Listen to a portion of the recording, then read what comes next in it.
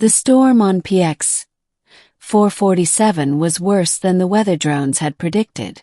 Lieutenant Marcus Cole pulled his thermal cloak tighter around his shoulders, cursing under his breath as another gust of wind nearly knocked him off his feet. The outpost was only another click away, but in this blizzard, it might as well have been on another planet. He was about to push forward when a flicker of movement caught his eye.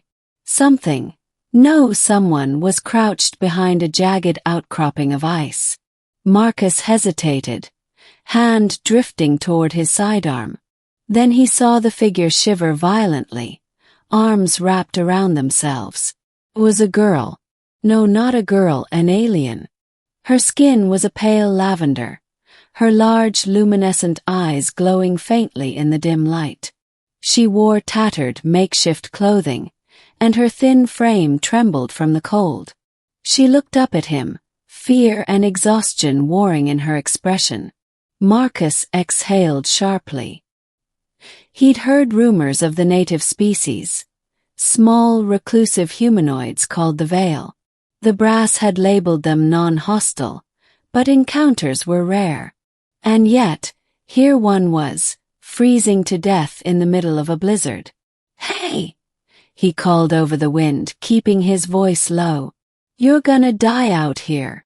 She flinched but didn't run. Marcus made a decision.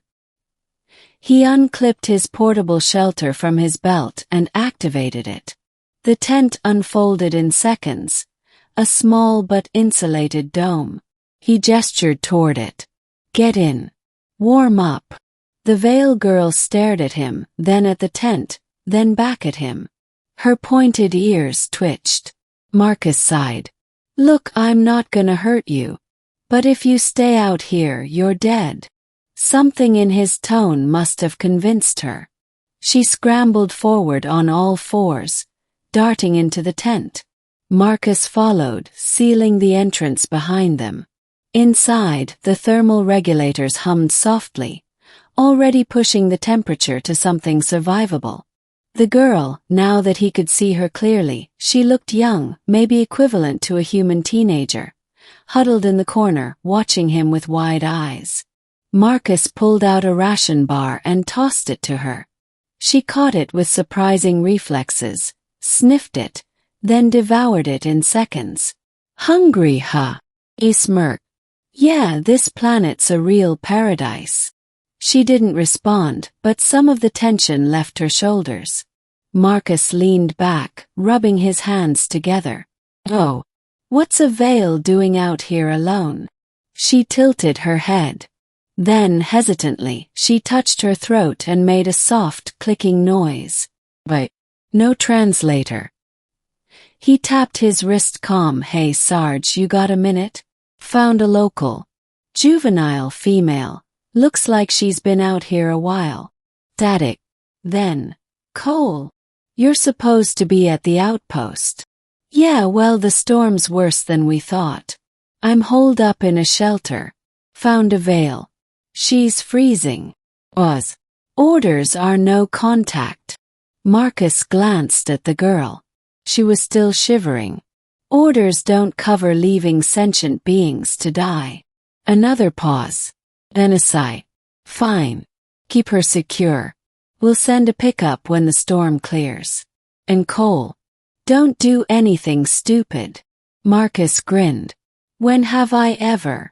The comm clicked off. The girl was watching him again. Marcus sighed and pulled out a thermal blanket, tossing it to her. "Here. You're still shaking." She wrapped it around herself, then did something unexpected. She smiled. It was a small thing, but her sharp teeth glinted in the dim light. Marcus chuckled. Yeah. Don't get used to it." Hours later, Marcus woke to the sound of scratching. He bolted upright, hand going for his sidearm, only to freeze. The girl was still there, but she wasn't alone. 3 more Veyl stood at the entrance of the tent, their eyes glowing in the dark. They were larger than the girl, their postures tense. "Oh shit." The girl chirped something at them, gesturing to Marcus. One of the newcomers, a male with deep scars across his face, snarled, stepping forward. Marcus raised his hand slowly. Easy. I didn't hurt her. The scarred Veyl bared his teeth. Then, to Marcus's shock, he spoke, in broken, heavily accented universal. Human. Why help? Marcus blinked. She was freezing. I wasn't just gonna leave her. The Veyl exchanged glances. The girl chirped again, more insistently.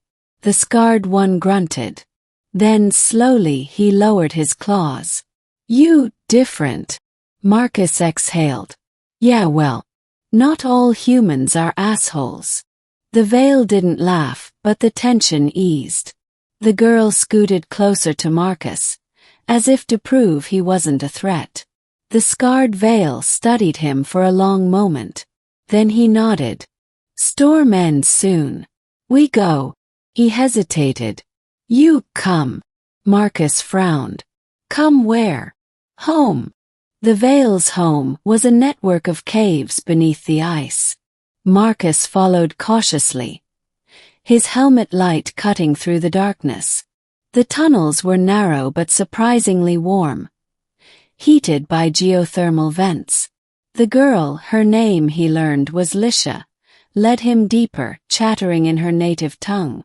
The other Veyl kept their distance but didn't stop her. Then they reached the cavern. Marcus's breath caught. Hundreds of Veyl filled the space, their bioluminescent markings casting an eerie glow. Some tended to strange, fungus-like plants. Others crafted tools from ice and bone. Children darted between the adults, their laughter echoing off the walls. This wasn't just a hiding place.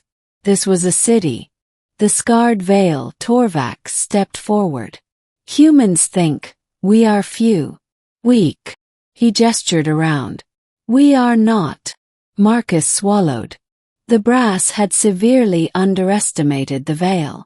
Lisha tugged his sleeve, pointing to a large carved stone at the center of the cavern. Symbols were etched into its surface, some kind of writing. Torvak grunted. You help Lisha, so we show you truth. Marcus stepped closer. The symbols. They weren't random. They were a star map. And at the center PX. 447. His blood ran cold. This is a beacon. Torvak nodded. Long ago others came. They changed us. He tapped his temple. Made us more. Marcus's mind raced. The Veyl weren't just natives. They were engineered. And if the brass found out, they'd label them a threat. They'd wipe them out. Lisha chirped, pressing something into his hand. A small, crystalline shard. Pulsed faintly. Torvak met his eyes. You help. We help. Marcus clenched his jaw. He knew what they were asking. He looked at Lisha. The city. The beacon. Then he made his choice. Epilogue. 1 month later. The report filed by Lieutenant Marcus Cole stated that the Veyl were a primitive, scattered people. No threat. No value. The brass lost interest. That night, Marcus stood at the edge of the ice, staring at the stars. In his pocket, the crystal shard glowed softly. Somewhere out there something was listening. And now, thanks to him, the Veyl wouldn't face it alone.